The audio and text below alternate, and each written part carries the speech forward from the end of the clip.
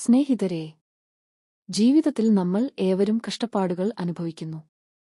ചിലപ്പോൾ അത്രയും ബുദ്ധിമുട്ട് വരുമ്പോൾ മുന്നോട്ടു പോകാനുള്ള കരുത്ത് തന്നെ നശിച്ചുപോകും. പക്ഷേ ആ സമയത്ത് ഒരു നിമിഷം യേശുവിന്റെ ജീവിതം ഓർത്തുനോക്കൂ. യേശു കുരിശിന്മേൽ കയറിയതും വേദനയും അപമാനവും സഹിച്ചതും അതിനൊരു കാരണമുണ്ടായിരുന്നു: സ്നേഹത്തിനും ക്ഷമയ്ക്കും വേണ്ടി. അദ്ദേഹം പറഞ്ഞത്, നിങ്ങൾ പരസ്പരം സ്നേഹിക്കുവിൻ എന്നതാണ് ജീവിതത്തിലെ ഏറ്റവും വലിയ വിജയസൂത്രം.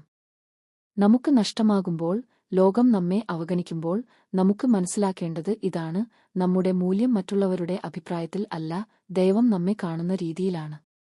യേശു പറഞ്ഞതുപോലെ, വിശ്വസിക്കുന്നവൻക്ക് എല്ലാം സാധ്യമാണ്. അതുകൊണ്ട് എന്ത് സംഭവിച്ചാലും വിശ്വാസം നഷ്ടപ്പെടുത്തരുത്. വേദനയിലൂടെ ദൈവം നമുക്ക് പുതിയൊരു ശക്തി നൽകുന്നു. നമ്മുടെ ജീവിതത്തിലെ ഓരോ പരീക്ഷയും ഒരു പുതിയ അനുഗ്രഹത്തിന്റെ വാതിൽ തുറക്കാനായിരിക്കും. സ്നേഹത്തോടെ, ക്ഷമയോടെ, ആത്മവിശ്വാസത്തോടെ മുന്നോട്ടു പോകൂ. കാരണം നിങ്ങൾ ഒരിക്കലും ഒറ്റയാളല്ല, ദൈവം എപ്പോഴും നിങ്ങളോടൊപ്പം ഉണ്ട്.